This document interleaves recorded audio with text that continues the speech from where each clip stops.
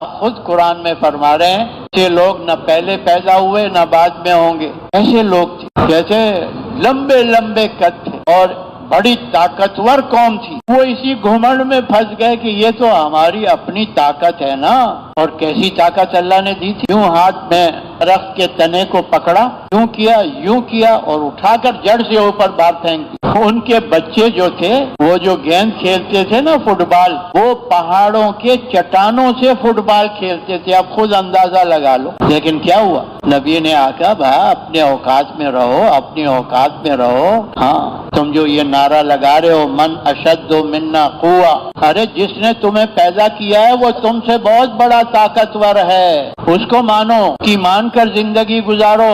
یہ جو تم نعرہ لگا رہے ہو یہ صحیح نہیں ہے. اس کی طاقت کو تسلیم کرو. لیکن بات سمجھ میں نہیں آئی، گھمنڈ میں ہی رہے. ہم من اشد منا قوہ، ہم سے بڑا طاقتور کون ہوگا؟ اللہ پاک نے کیا؟ ہوا کو مسلط کر ایک ہفتہ رات دن ایسی ہوا چلائی اللہ نے اس قوم پر، اور ان کے بڑے بڑے جسموں کو ہوا یوں زمین سے اٹھا کر اوپر لے جا اور پھر لا کر پہاڑوں سے دھڑم کر کے چکرا، سر الگ دھڑ الگ، ایسے پڑے ہوئے تھے جیسے کھجوروں کے تنے ہوتے ہیں. کاجاز خال، کھجوروں کے تنوں کی طرح. تو موت سے پہلے اس دھوکے سے نکلنا ہے.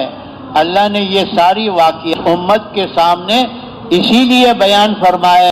نہ ملک کامیابی کا ذریعہ ہے، نہ مال کامیابی کا ذریعہ ہے، نہ یہ عہدے کامیابی کے ذریعے ہیں، نہ تجارت، نہ زراعت، نہ ملازمت، نہ کھیتی باڑی، نہ یہ اپنی اکثریت پارٹی بازی، نہ یہ اپنی طاقت اور قوت. ہاں یہ کامیابی کے ذریعے نہیں ہے.